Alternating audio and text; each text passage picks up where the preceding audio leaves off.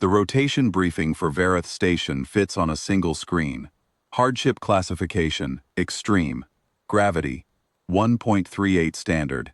Atmosphere, 6.2% sulfuric particulate at ground level, rising to 11% during thermal shift events. Mean surface temperature, fluctuates 41 degrees within a single solar rotation. Average crew evacuation interval, 42 days. I have been the station's subcommander for 26 of those days. My name is Orith Vaughn, and my joints have ached since day 9. Verith is a border monitoring post, a listening station on the edge of compact jurisdiction. It watches a corridor no one uses because no one wants to be anywhere near it.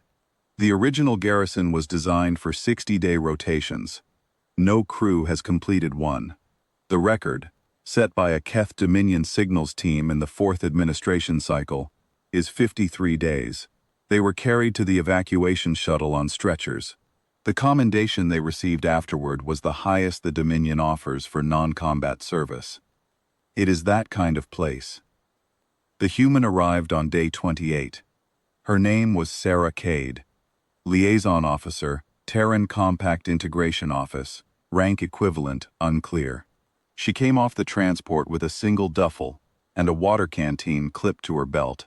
She was small, not unusually so by human standards, I was told later, but next to any of us, she looked like something that had wandered in by accident, temporary and calm. I gave her the standard orientation. Environmental hazard briefing. The sulfuric particulate would degrade exposed gill membranes within hours, corrode standard dermal plating within weeks, and cause systemic joint calcification within a month. She nodded. Gravity advisory, 1.38 standard, meant an additional 38% load on every joint, every step, every hour of every day. She nodded again. Morale advisory, the one I gave off the record, officer to officer, that no one finishes a rotation here, that the smart ones file early evacuation at day 30 and suffer no mark on their records, and that there is no shame in it. She looked at me with steady dark eyes and said, "Understood, subcommander." That was all. She took her duffel and walked to her assigned quarters at a pace that suggested she had already memorized the station layout from the briefing packet. By day 32, we had lost our first. Tech Saran, a signals analyst, 4th-year veteran of 3 prior hardship posts. His hind joints seized during a night watch. The medic found calcium sulfate deposits throughout his lower articulation matrix. The atmosphere had been metabolizing into his cartilage since the first week.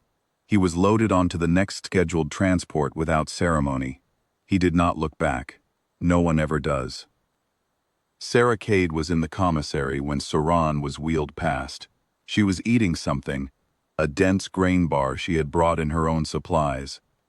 She watched the stretcher go by, chewed, swallowed, and returned to her datapad. I told myself she had not been here long enough to understand what she was seeing. By day 40, I understood that I was wrong. She had requested, not been assigned, requested, access to the eastern perimeter walkway for daily exercise, outdoors, on Verith. The walkway runs along the rim of a sulfur canyon, fully exposed to open atmosphere, full gravity, no shielding. Our sentries rotate that post in 90-minute shifts, wearing sealed environmental suits, and come back with their joints stiffening. Sarah Cade walked it every morning for an hour in a light jacket, and came back exactly the way she left, unhurried, unbothered. I watched her through the observation feed on day 41.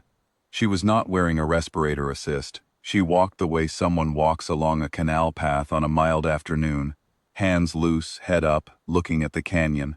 At one point she stopped, crouched, and picked up a piece of calcium sulfate crystal from the ground, turned it in her hands, held it up to the light, set it on the railing, and kept walking. My second officer, Vithan Cole, asked me later that day if the human was malfunctioning. I did not have an answer for him. He filed his evacuation request that evening. His gill membranes were at 40%. By day 45, half the original crew had evacuated. Joint failures, respiratory degradation, morale collapse. The medic increased calcium buffer dosages for those who remained, and told me privately she expected to lose 2 more within the week. The station was at 60% operational capacity, and I had begun drafting contingency staffing requests. Sarah Cade had started a planting tray in her quarters. I learned this from the maintenance log. She had requisitioned a drainage pan from supply stores and filled it with external soil. The external soil on Verath is calcium sulfatite, with a pH reading low enough to etch standard alloy casing if left in contact for more than a few hours. She had scooped it into a pan and was growing something green in it. I did not ask what. I was not certain I wanted to know. On day 50, I found her on the eastern walkway again. It was late in the solar rotation. The light had gone to that flat amber wash that happens when the particulate layer thickens ahead of the thermal swing. The canyon below was filled with sulfur haze, slow and heavy, pooling in the lower channels like something poured. It smelled, even through my sealed respirator and 2 layers of gill filtration, like something quietly dissolving. She was sitting on the railing, not leaning against it, sitting, weight settled, one boot hooked on the lower rail, her canteen open on her knee. She was drinking water and looking at the haze the way someone watches weather they have no reason to fear. I stood there in my full environmental suit, rebreather cycling, joint stabilizers humming, gill filters on their 4th replacement that month, and I asked her the question I had been carrying for 22 days. "Officer Cade, how are you unaffected?" She looked at me. No surprise in it, no performance. She took a slow sip from her canteen and set it back on her knee. "The gravity here is about 85% of home," she said. I did not respond. She continued in the same even register. "The particulate is sulfuric. We get that after volcanic events. Wildfire seasons too. Different compound. Similar effect on the lungs. I grew up in a region that had both." A pause. "The thermal swings are wider than I'm used to, but not by much. Earth runs about a 60-degree surface range across its temperate zones in a single year. Verath does 41 in a day. The body notices. It adjusts." She said this the way one reports a sensor reading. Factual, mildly interested, not boasting. Not even aware, it seemed, that there was something to boast about. I looked at her bare hands on the railing. The calcium sulfate atmosphere that was calcifying the joints of my staff had done nothing visible to her skin. Her lungs were processing the air unassisted. She had been walking in 1.38 gravity every morning for 3 weeks, and calling it exercise. "What classification is Earth?" I asked. 19, she said. "Used to be 12. They reclassified it after the last survey." I did not know what 7 steps on that scale meant in quantifiable terms. I knew what it felt like standing next to her on a railing over a canyon that had broken every rotation crew in the station's operational history, while she drank water and watched the light change. On day 53, the day that tied the all-time record, I signed evacuation orders for 2 more crew. The medic recommended I file my own. My gill membranes were at 58% filtration. My forward joints had begun to calcify. I was approaching the threshold for involuntary medical extraction. I found Cade in the commissary that evening. She was reading on her datapad and eating. The same grain bar, or a different one, I could not tell. She looked up when I entered. "Subcommander." "Officer Cade, I will be filing my medical evacuation within the week." She nodded.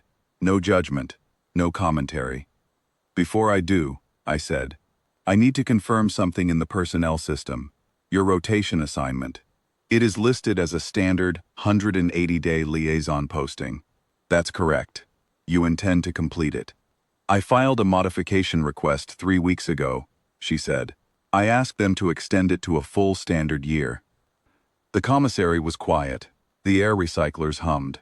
Somewhere below us, the canyon was beginning its nightly thermal drop, 41 degrees over 6 hours, enough to crack hull sealant that had not been cycled on schedule. "A full year," I said.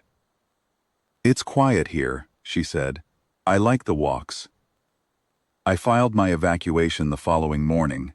My last act as subcommander was updating the station operations log. Under environmental addendum, I entered a single note. It would be read by every future rotation commander who sat at my terminal and wondered why the human liaison officer was still on the walkway when everyone else had gone. It read, Verith Station is classified as an extreme hardship post for all compact species, currently on record. Rotation crews average 42 days before medical evacuation. The current human liaison has requested permanent assignment extension. She describes the environmental conditions as restful. Do not attempt to match her endurance. Do not attempt to understand it. Review her homeworld classification and adjust your operational expectations accordingly. I sealed the log. I sealed my bag. I walked to the transport shuttle on joints that would need 2 months of rehabilitation before I could stand a standard watch again. Through the shuttle's observation port, as we climbed, I could see the eastern walkway. A single figure was moving along the canyon rim in the thickening sulfur haze, canteen in hand, head up, watching the light the way you watch something you have decided to keep. She was not enduring Verath. She was resting.